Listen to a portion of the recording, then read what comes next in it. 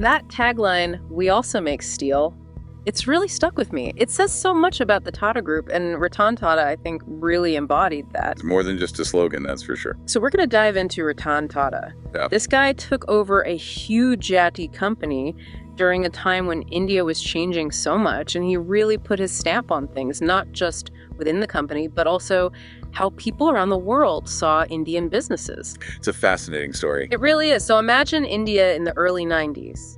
Big changes happening. Yeah, liberalization is opening up the economy. International companies are moving in. Opportunity everywhere, but uncertainty too. And right in the middle of all this, Ratan Tata takes over from J.R.D. Tata. 1991. 1991. Talk about stepping into some big shoes. It was a significant inheritance, definitely. But what sets Ratan Tata apart is what he did with that legacy. Yeah. You know, it wasn't about just keeping things the same. He was all about transformation on a huge scale. And transform he did. You know, one of the things I always find myself going back to is his impact on the software industry. Back then, Indian software talent, well, it wasn't always seen for its full potential, let's put it that way. Right. You're talking about the body shopping model. Exactly. Essentially sending skilled workers to companies in other countries. Which, you know, brought in money, but it didn't really say, hey, India's a hotbed of innovation. It was more about fulfilling needs than driving real progress, I'd say. Yeah. But then you've got TCS Tata Consultancy Services under Ratan Tata. They weren't content with the status quo. What were some of the big changes they made? Well, Tata understood something crucial. Indian talent, it could do so much more than just carry out tasks planned somewhere else.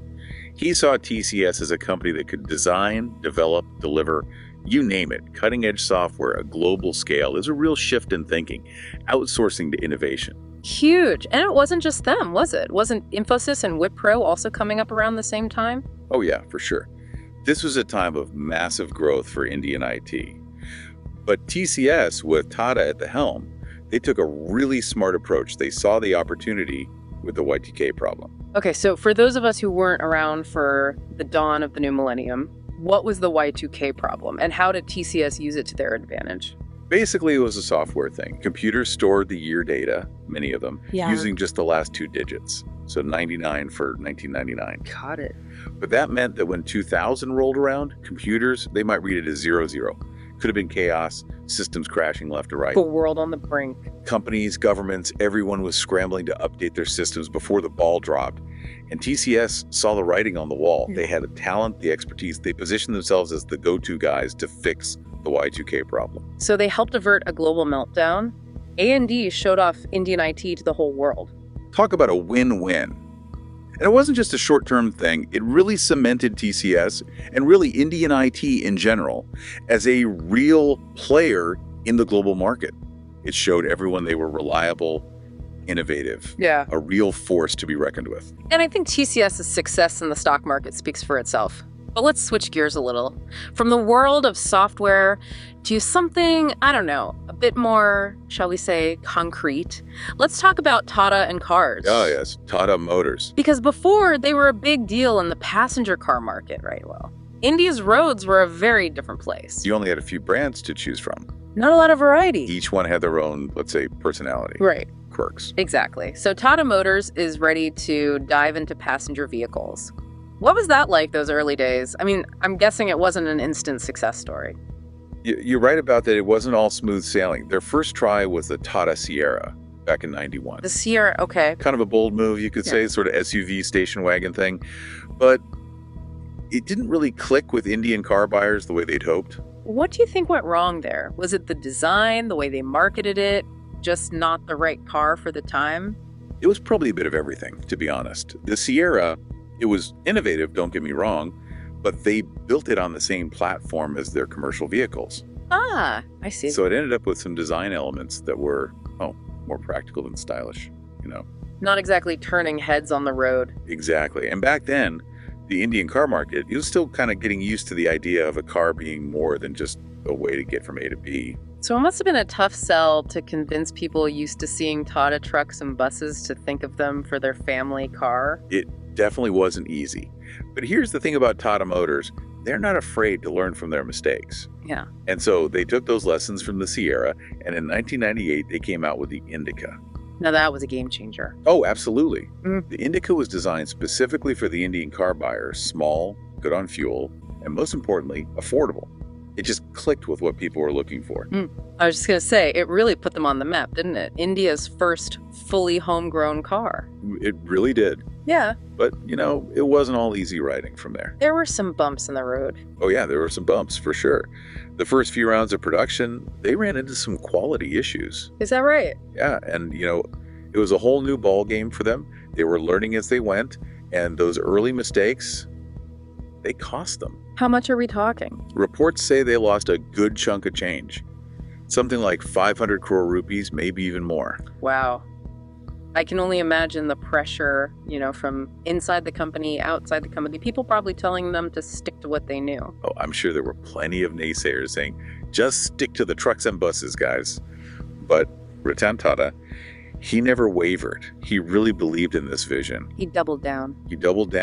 They fixed those quality problems, and the Indica became a huge success. And then they made another really interesting decision, a decision that still gets people talking, the Nano. The Nano. That was a project driven by a really ambitious goal to create a car for everyone, a people's car. A car that was so affordable that it would change the game for millions of Indians who never thought they could own one. Exactly. On paper, it was a phenomenal idea. A triumph of engineering, of making something both good and inexpensive. But in reality... Reality had other plans. Reality threw a few curveballs their way. On the production side, there were all these logistical hurdles, technological challenges, just to get the price that low. It's a whole other level of engineering, I imagine, when you're working with such tight margins. Absolutely. And then on top of that, they had political controversies about where the factory was going to be. They had to move it from West Bengal to Gujarat because of protests. That was that whole Singer thing, right? It seemed like that went on for ages. It did. And as if that wasn't enough, they also had to deal with something they didn't really expect, how people saw the car. What do you mean? Well, they were promoting it as the most affordable car in the world, right? But that kind of backfired. People didn't want to be seen driving the cheapest car. It's a tricky thing, isn't it? People want value, but they don't want to feel like they're compromising. It's that whole image thing. So how do you strike that balance? Make something aspirational but still accessible? That's got to be a challenge for any company, not just car manufacturers. For sure. And even though the Nano, it didn't quite become the phenomenon they might have hoped for, it showed that Tata Motors, they were willing to try new things, take risks, really push the limits, and most importantly, they learned from it. And those lessons, they weren't just confined to India, were they? That's where this whole global ambition comes into play, especially with that big acquisition they made. You're talking about Jaguar Land Rover. Now that was a power move. 2008, right in the middle of a global recession, they bought those iconic British brands. It took a lot of people by surprise. But it really showed you what they were thinking long term. It was a statement. It was. Tata Motors is here on the world stage. They weren't content with just being a big fish in a small pond. They were ready to swing with the sharks, and they were going to do it their way. Buying Jaguar Land Rover back in 2008, the whole world was in a weird place then. It really makes you think, this wasn't just about selling more cars, right? There was something more going on with Tata Motors. Oh, absolutely. Think about it. They had those challenges with the Indica, the Nano, and they still went after these legendary brands. It tells you something about their goals, that it was about more than just being a successful car company. Yeah, it's bigger than that. And now look at them leading the way with electric vehicles in India. It's like they used those tough times, learned from them to push even further. Right. And that drive to always be innovating, to not be afraid to do things differently, that's Ratan Tata through and through.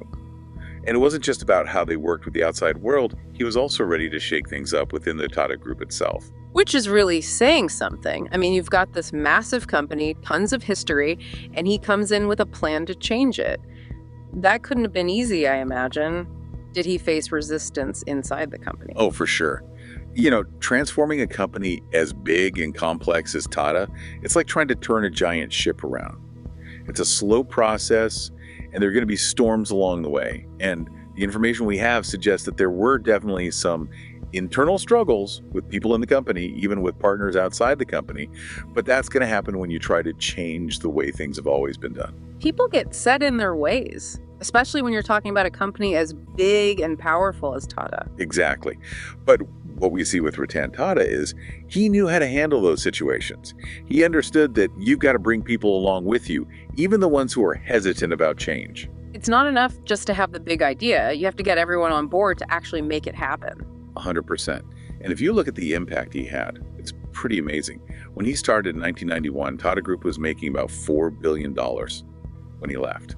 $165 billion. That's insane. But it's not just about the money, is it? It's about that commitment to something bigger, to doing good in the world. That whole we also make steel thing. It's more than just steel, right? It's their philosophy. It's about understanding that a company, especially one as large as Tata, has a responsibility beyond just making a profit. And you really see that in their actions, the work they do in education and healthcare, how they focus on sustainability. Those aren't just side projects, they're a core part of who they are. And I think that resonates with people, not just in India, but everywhere. People want to support companies that stand for something good, that are trying to make the world a better place. It makes you wonder, what's next for Tata? What other big challenges are they going to take on? What kind of innovations will they come up with? That's the sign of a true legacy, isn't it? When it inspires others to think bigger, to keep pushing the boundaries, and to keep making progress. Ratan Tata's story is really about the power of leadership, of vision, and of caring about something more than just yourself. It's been great taking this deep dive with you. You too. Always a pleasure talking about Ratan Tata and the Tata Group.